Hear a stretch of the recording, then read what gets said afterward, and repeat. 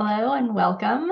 My name is Susan Strom, and I'm the Chief Client Officer here at Knowledge Architecture. And with me today is Hillary Thompson, the Director of Brand Communications at MBH Architects. You are in an intranet tour where we share stories of how clients are using synthesis to help evolve and grow their AEC firms. Today, Hillary is going to introduce us to Archie, MBH's synthesis intranet, which has recently received a refresh as part of their transition to Synthesis 6.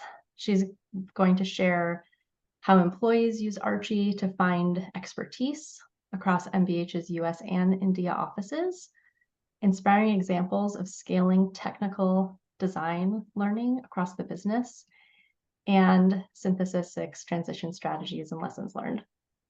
We'll save the last 15 minutes for questions. A little bit about Hillary. Since joining MBH in 2014, Hillary has been devoted to elevating and promoting the firm's brand as the Director of Brand Communications. Her ability to craft compelling visual narratives and design efficient systems for information management are the driving force behind her success in optimizing communication strategies. A strong component of continuous improvement, Hillary is passionate about knowledge management, has a proven track record for leading MBH through organizational change, including the design and implementation of 2 generations of their firm's intranet. Hillary, thank you so much for joining us today and sharing what you're up to with Synthesis. I'd like to start by just inviting you to tell us a little bit about MBH so everyone here has some context for the organization. Yeah, absolutely. Thanks, Susan. And hello to everybody on the call. Thank you so much for taking time out of your busy schedule to join today. I hope there are some things of interest. A little background on MBH. We've been around since 1989. We have a little bit over 200 employees practicing across our 5 offices here in the San Francisco Bay Area, Denver, New York, Mumbai, and Bengaluru.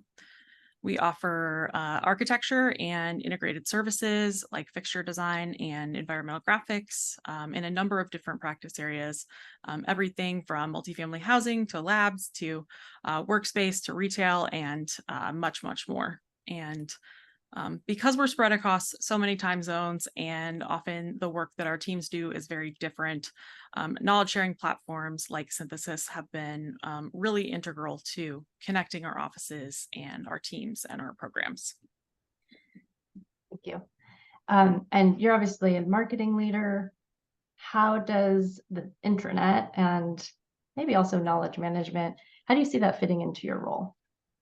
Yeah, so my connection to synthesis and knowledge management stems, I think, both from personal interest and also this kind of inherent synergy between marketing and knowledge sharing.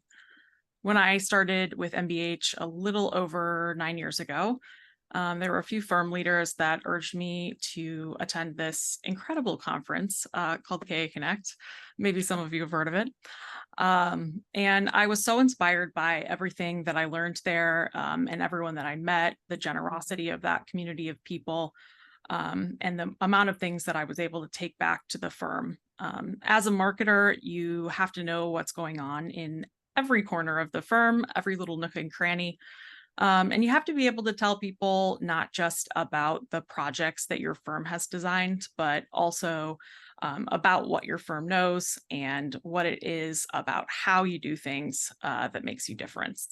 And then lastly, as a graphic designer, I'm very, very interested in user experience design and the kind of functional layering organization of information. So all these things kind of combined led me to take interest in this and take on a leadership role in how MBH uses synthesis.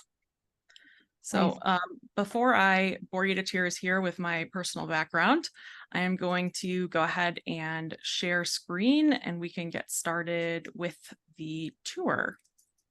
Awesome. And we're seeing your screen. Awesome. So welcome to Archie. We're calling it Archie 4.0 because this is the 4th generation of our intranet. We've had 2 WordPress intranets before getting synthesis in 2018, I believe. which was a complete and total game changer for us. We, at that time, had one office and very rapidly expanded to 5 offices. So synthesis became a way that we share internal information, but also a way that we share culture across our offices. So as you can see in our setup here, we optimize the number of posts that you see as soon as you sign on.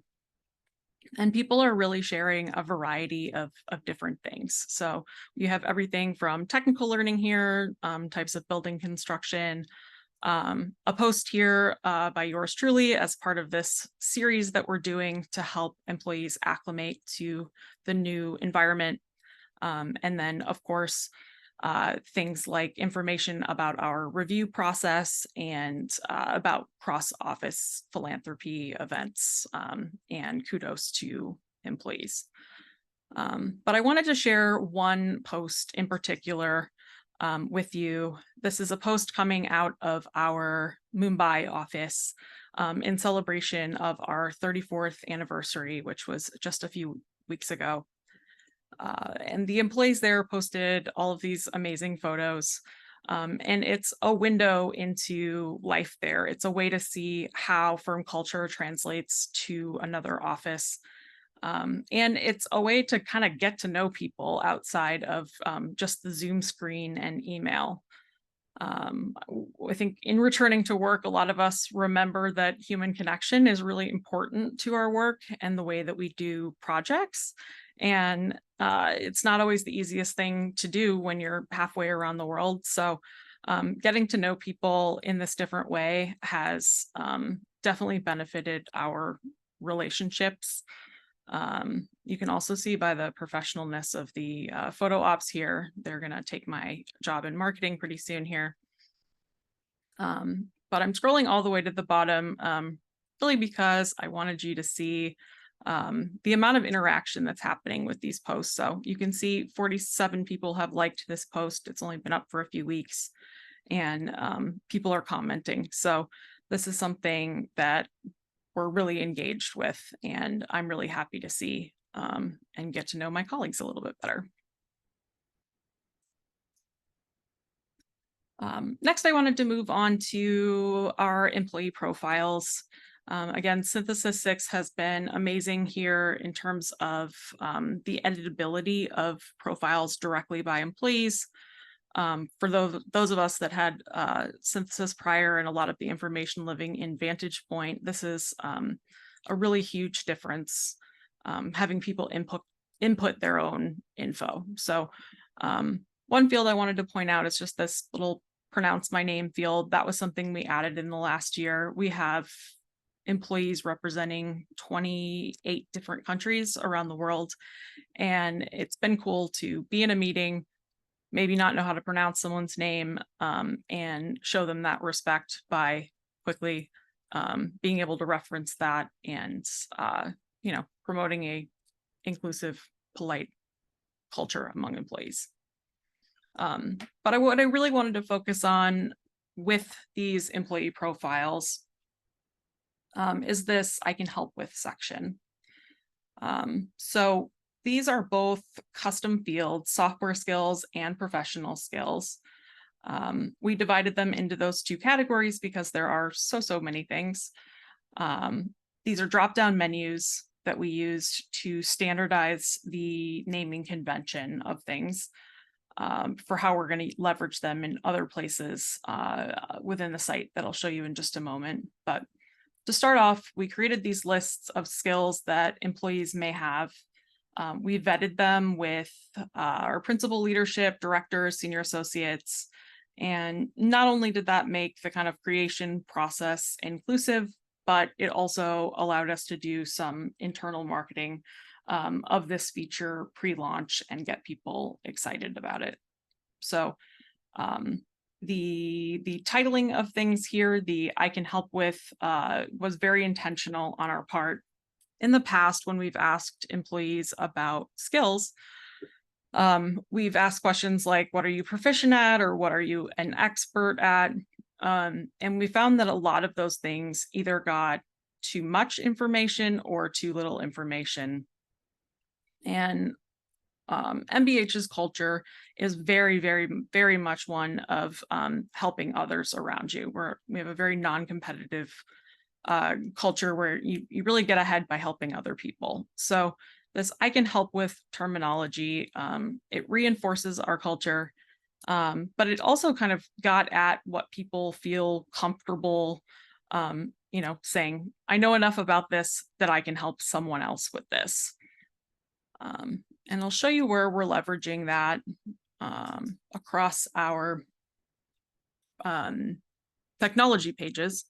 So for both design technology, business applications, and other places across the site, we have pages that have this kind of standardized view. And they have this directory that is populating based on that custom field. So anybody that identified Bluebeam as a skill in their profile will have it show up here so that if someone is needing help, they can, of course, go to our design technology manager, but they also have resources around them. And it's a way for colleagues to engage with each other when they may not otherwise interact. And it's also a way for employees to feel really comfortable asking for help. If a person has self-identified, I can help with this, that means that they're obviously open to helping you with that. So it's created that kind of relationship building that we wanted on here. And I mentioned internal marketing, which we did pre-launch for this field. We've also continued to reinforce the functionality as we've launched with these ArchieTips posts. So explaining to employees again, this is the field, this is how you can use it. With building Archie, I think we often get so in depth with things that we forget that the functionality may not be apparent to all employees. So continually putting these features in front of them has been really critical for us. Another field that we added to employee profiles that functions similarly is this project experience field. We allow employees to put what they may have specialized in under previous association in this field. And we're using that. Say I get an RFP one day for a project that is very closely aligned with what we do, but maybe not like exactly in our wheelhouse as a firm. And I want to find a project manager that maybe specialized in that project type before coming to MBH. I can now look in this directory and understand who may have that experience. Adoption of our employee profile section has been really wonderful. When we launched, we allowed an allocated amount of time for employees to fill out their profile. We got a lot of questions in particular about filling out the About Me section. So you can see in our little Intranet 101 guide, we created a section specifically for helping employees populate that part of their profile. It is often uncomfortable talking about yourself, especially in front of your colleagues. So just something to help people along. And the other thing that we've done that has really helped keep profiles up to date is make it part of our annual review process. So we do group reviews. A lot of people within the firm participate in those group reviews, and for each person, we pull their Archie profile up on the screen as the discussion is taking place so that their photo is there and a little bit of information. We did this with Synthesis 5 as well, and we knew that people were updating their profile because we would get a flurry of emails about updating Vantage Point. That, of course, is no longer the case because employees are able to edit that information directly. So if nothing else, employees are updating those twice a year, which is great.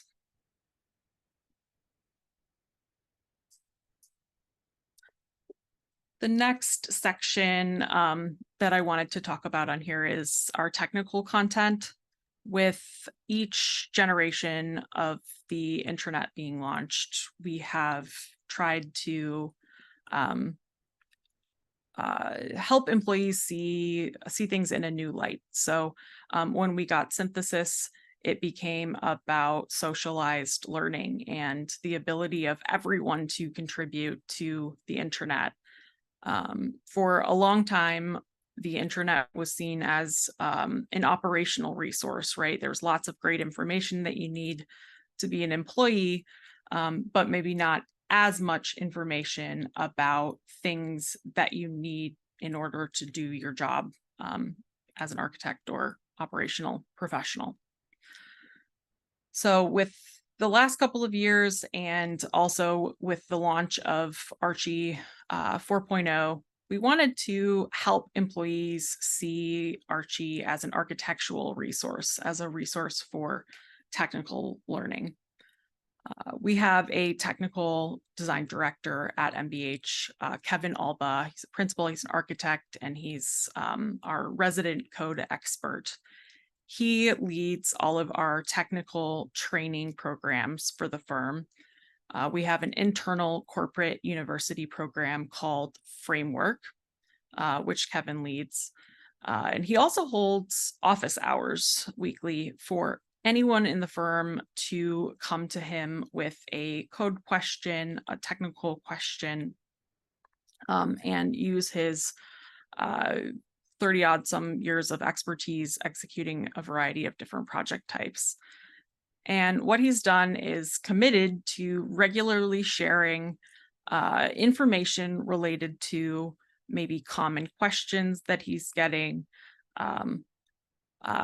areas where he thinks that people would otherwise benefit from information. And he's posting those things to Archie, all with a common hashtag, which is how they're posting to this page here. We also set up the page so that if you're looking for a specific topic, say I want to know something about accessibility, I can also sort by that topic in particular. I myself find that I find these posts incredibly helpful for the work that I do, even in marketing. You know, we spend a lot of time describing what architects do and how they do it, and being able to understand all these concepts much more in depth has benefited me quite a bit. So I can only imagine how much it is benefiting our staff as they grow their architectural career. And speaking of, the program that I mentioned, our internal university program that Kevin Alba administers, is the lead instructor for Framework. It was something that started when we had one office. It's a semester-long program, originally aimed at helping job captains create high-quality sets of drawings. Since then, it has expanded to include all of our offices. Kevin teaches the lessons now over Zoom, and as part of the program, the students are all required to post lessons to Archie. This has been really incredible for the amount of technical content that's on Archie. It provides kind of an evergreen source of technical content. You can see how recent a lot of these posts are, but it's also done this thing where we've democratized who can post technical content. People feel, more included, and more people are included in the sharing of this information, which is really powerful. And I'll go into one of the posts in particular, a recent one, just to kind of show you what they're all about here.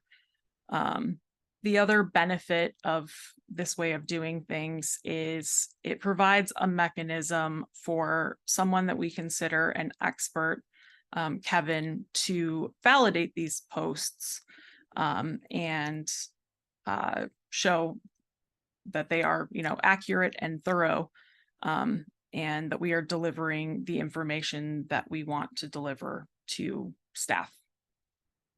So, as an example about how this has directly benefited our project teams, a few weeks ago in a meeting, one of the directors told us that he is finding that when team members on his team are asking him questions, that he's remembering these posts. And instead of sitting down and explaining the concept from scratch, he is referring employees directly to these lessons. So for him, that ensures that the employee is getting a really thorough explanation. It's also saving him a lot of time. So win-win. And that's more than we really could have hoped for with all of these technical posts, and really happy to hear that they are being operationalized in everyday use within the firm.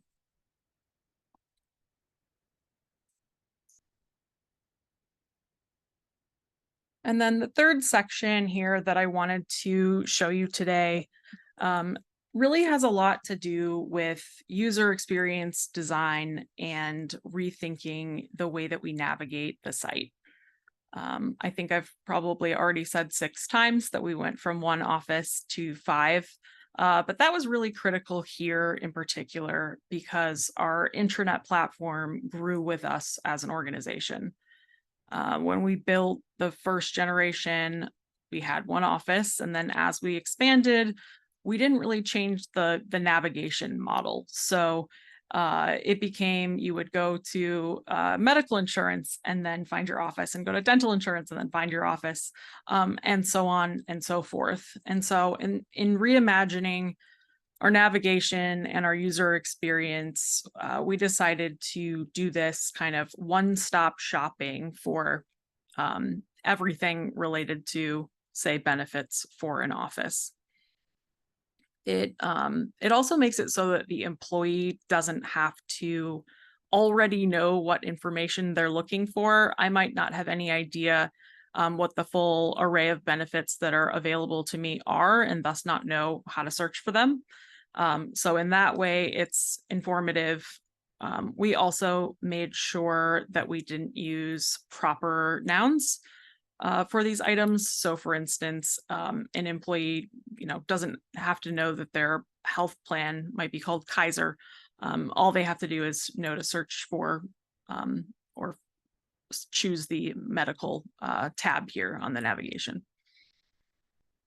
Another thing that we did here with the redesign is assign these icons to things. We went through and we decided that we, for the most part, preferred solid icons as a way of just providing some visual clarity on the page.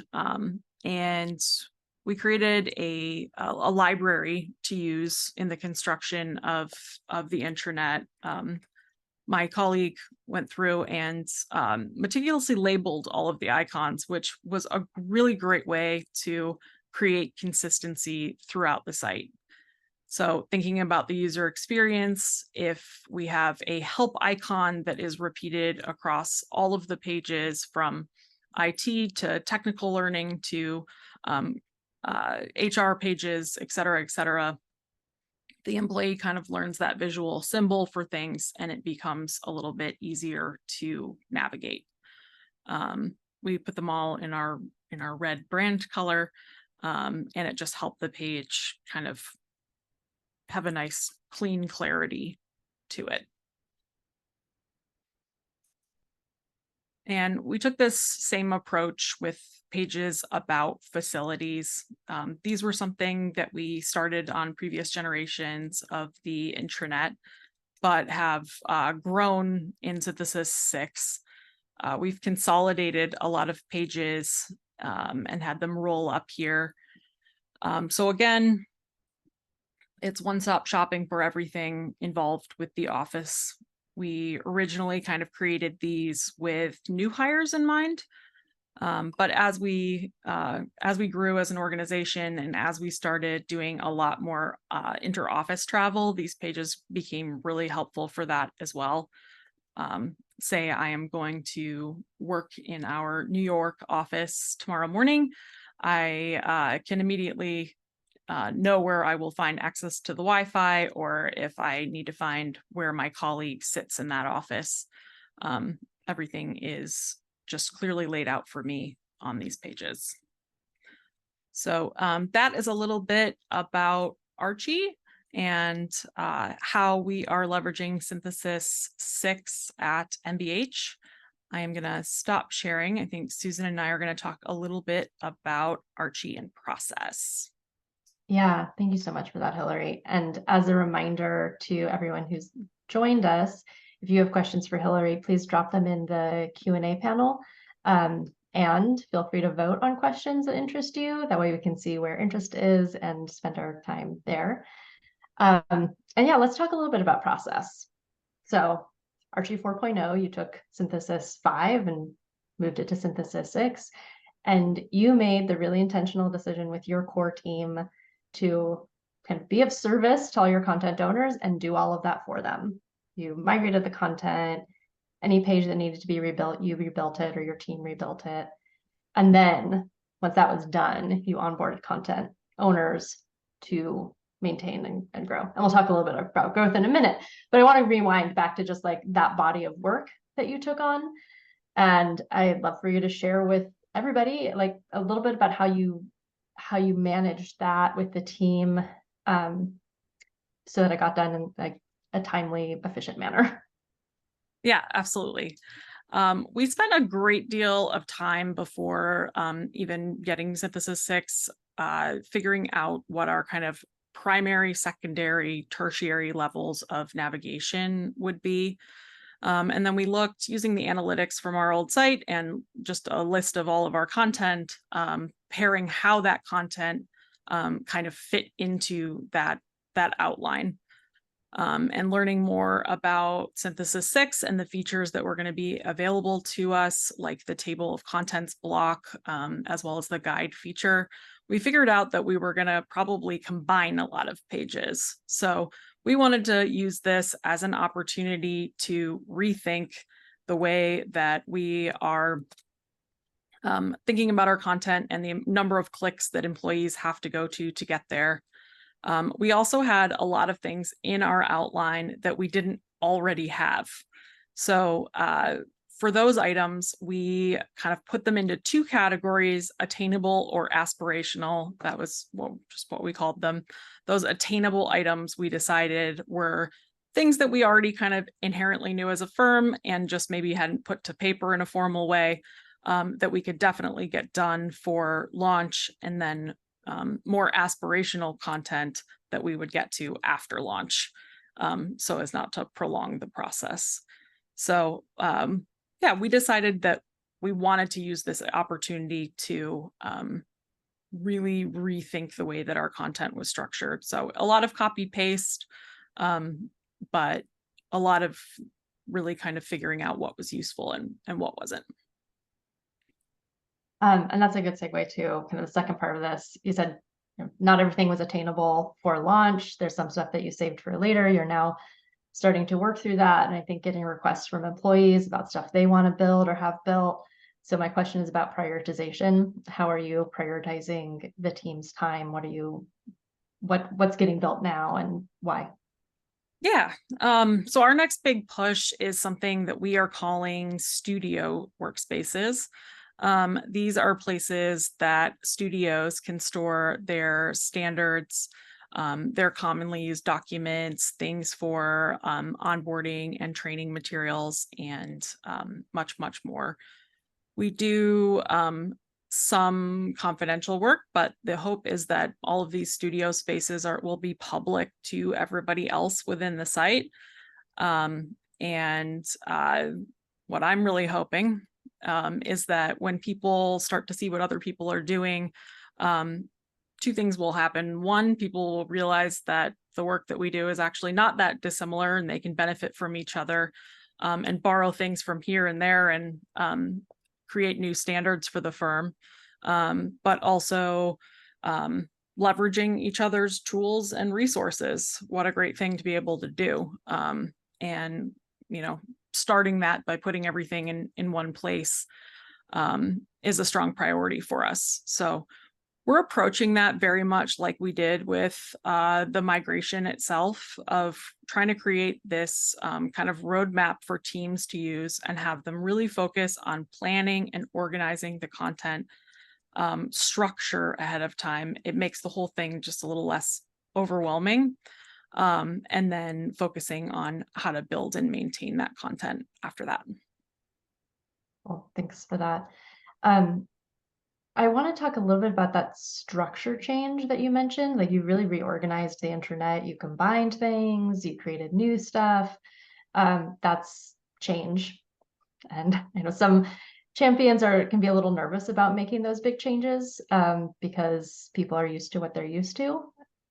So I'd love it if you could tell us a little bit about how you brought the firm along so that by the time the change actually happened, it was like really well received and people were really excited about it. Yeah, absolutely. We started really early with our leadership team. So kind of that first level outline of navigation, we put in front of the leadership team and department leaders and said, here's what we're thinking, and got their feedback on that. And then each step of the way, as we added another layer or changed something, we would put it back in front of them.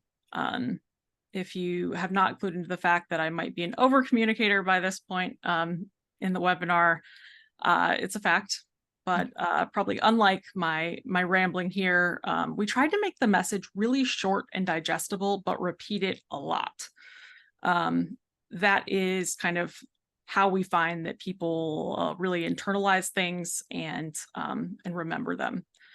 And then getting into more of like the in-depth nitty-gritty, we did that with department leaders, where we sat down with them and we said, hey, this is how we think your content should be reorganized. What do you think? And also provided them with, here's a copy of this. Go back, take the time to think about it, mark it up if you want to have another conversation. Try to make it so that everyone was really included in the process, but that we also got the consistency across the site that having a smaller group of people do it offered. And then for the staff at large, we started a couple months before launch, putting out messages about launch via email. And then also we created a video for our all staff meeting 2 or 3 months prior. And we compared the migration that was happening to moving houses. So telling people like, hey, we're probably not going to have the same set of rooms. That's okay. We're going to put things away in new places that are more logical and easier for you to find. We're going to get rid of the things that we're no longer using. And then in our communication leading up to launch, we kind of always used the phrase like, here's what it means for you, so that employees always understood what was happening, what they needed to do to prepare. And for the most part, what they needed to do to prepare, besides direct content editors, was nothing. Take what you want from your employee profile, but of course we can always provide it to you later. So just lots of repetitive messages about what was happening and trying to be as transparent as possible. Mm-hmm. Thank you. There are a couple questions coming in around content vetting. So I'd kind of like to revert to those, because I think this is connected to all of this. So one, I'll read a couple of them just verbatim. It would be great to understand if the workflow of non-vetted content uploads and their visibility prior to vetting. And then a related one, what is the team size for maintenance and approval of content? Are they support level or more senior level employees throughout the company? So I think it might be helpful to talk a little bit about like the, who gets to write what if anything gets reviewed, who's doing that review, kind of what level of the business are they at? How do they know to do a review when it's needed? Yeah, absolutely. I would say that maybe with first launch, I may have thought about that kind of validation process more. But I would say that if employees are posting and using in such rapid succession that some sort of review timeline is required, like you're in really good shape as a learning organization. We use the hashtags a lot for subscription. So for instance, Kevin subscribes to our framework lessons hashtag. Every time someone posts something, he then gets an email. If there were to be an issue with anything, he can then, address it with the employee, make the change in the post. No big deal. But there's no other really vetting or review process that goes on beyond maybe our HR staff saying like, hey, is this message clear before we post it?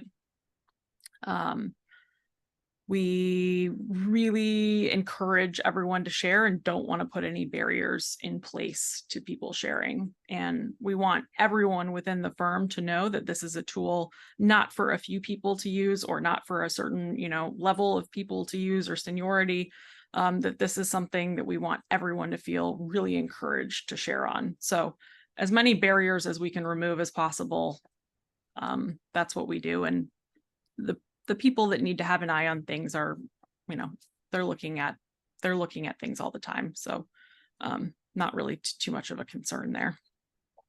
Well, thank you. I'd like to ask a little bit about growth, which, 1 office to 5 offices, US and India now. I know other people are onboarding offices. Some of them are doing their first office or their second office, maybe the first merger. You've been through this a number of times now, and I'd love it if you could give us your advice, what you've learned about onboarding offices through the lens of Archie and knowledge management. So when a new office comes online, like what are you prioritizing for their experience and their onboarding when it comes to Archie and knowledge management? Yeah. For us, getting new hires to know a lot about Archie has been a priority, but to be honest with our offices, it's been super, super organic in terms of adoption. And I think once you have people inherently see this as a really useful tool, both for information and for connection, you don't really have to convince them to use it, which is pretty awesome. It's also kind of leveled the internal communication playing field. So, I think during expansion, you run the risk of the headquarters office having a lot more senior leadership and maybe getting a lot more of the message. But now we have this platform where everybody is getting exactly the same message. So it's inherently more inclusive of our all of our offices, and a way that people can share culture and socialization across our offices. So I would venture to say that probably our new offices are even our most frequent posters on Archie. And just by nature of what the platform is and what it's done for us and how it's grown with us, we haven't really had to consciously force that in other offices. Well, thanks. That's great to hear. Keep up that good work. There's a couple questions about your icon libraries or your icon library. Yeah. You decided to not use the icon library available in Synthesis. You basically created your own, and it might be helpful to answer these questions for you just to show us that library. And yeah, maybe just start there. Sure, I can do that. Let me pull it up. And while you're pulling it up, there was a clarification about using a graphic designer for this. And I think, yes, you use someone in-house who has graphic design ability to create these icons. Yeah, a lot of the icons we got, frankly, from stock sources online. But my colleague, Hannah Reed, who played a really integral role in building out this whole platform, is a graphic designer and created a lot of the kind of custom iconography, and took some of the stock icons that we had and made them applicable for MBH. So this is the whole library. You can see she transformed logos even for software into our colors for continuity across the site, just help things look a little cleaner. And then you can see that everything is very clearly labeled with what it is. So I used the example before of help. I know that when I'm building a new page and I'm putting the help icon on, I can just go into the library, search for help, and that's the icon that pulls up. So it's a mixed bag of both custom icons, customized stock icons, and just plain old stock items. And we wanted them to be mostly solid icons rather than line icons, just because we think that they graphically on the page, they stand out and separate from the text a little bit more. So yeah, here's our icon library. We have it nested, hidden under marketing there. And I recall when we were talking about this in preparation for today, that you guys like kind of went out and I think scoured other icon libraries to see what they had in them, and then made your list of the things you wanted. Yep. Cool. There's a question about again, back to information architecture and like the navigation, the mega menus for Archie. The question is, how much was straight from KA's template? Probably used Essentials Plus, and how much did you customize? A lot of it came from KA's template. They had already done a lot of the user testing and vetting of an outline and thinking of things that we hadn't already thought of. So we used a great deal of that. And then in kind of starting to populate that outline, more things came up for us that might be unique to our firm and our offices. So we kind of spliced the two together as more things came up, but particularly for identifying the content that we don't already have, having that outline from KA was really helpful. And having in particular the terminology of those top tabs was huge for us. When we built the first intranet, we went back and forth on what to call things. We changed them a few times. And so having pre-identified names for like, this is what people understand was super helpful. Took us a while to figure that out. I'm glad it helped. There's a question about commenting and technical content. So I'm just going to read it to you. Is there a way for any staff member to comment on either supporting or contradicting a post so that your technical director can modify office standards or respond directly to the comment? Yes. So tagging somebody in a comment would cause them to get a notification saying that you've communicated a comment. So I would say in our, culture of respect, if there was maybe an issue with the post, it might be something that you would communicate privately rather than posting it. But if it's something, certainly in support of the post, you could go in there. Anybody that's posted, that created the post, will get a notification saying that you've commented, and then anybody that you tag would get a notification as well. So you could go in and at Kevin and ask him to take a look at something. Cool. And that kind of brings us to the end of our time. So I'm going to just drop a little bit of information in for everybody about what's coming up next. If you enjoyed Hillary's Intranet Tour, I recommend you check out our upcoming events page. We have a synthesis spotlight on December 7th with DLR Group. They'll be sharing their intranet and how they're using it after about a decade of being on synthesis. And then looking into January, we have our next set of client roundtables. So our CEO roundtable, our organizational development leader roundtable, our learning and development leader roundtable, internal comms, IT, And then we're introducing a KM roundtable. You can find information about all of those on the link that Chris will paste into chat if he hasn't already. And then finally, our annual conference, K Connect, is happening in August 2024. Information about registration, logistics, rough schedule are all available on our website now. And that wraps us up for today. Hillary, thank you so much for taking the time to show us some interesting pockets of Archie and tell us about your process to get here. It's been rich and varied, and I know a lot of people on this call I can see it in the comments, found it inspiring and really, really appreciate it. So thank you so much for having me. And yeah, again, I really appreciate the generosity that this community of people has lended to me. And it was fun to speak with you a little bit today about how we're using synthesis. Thanks, everyone. Yeah, that's a wrap. Thank you all for joining us, and we'll see you next time.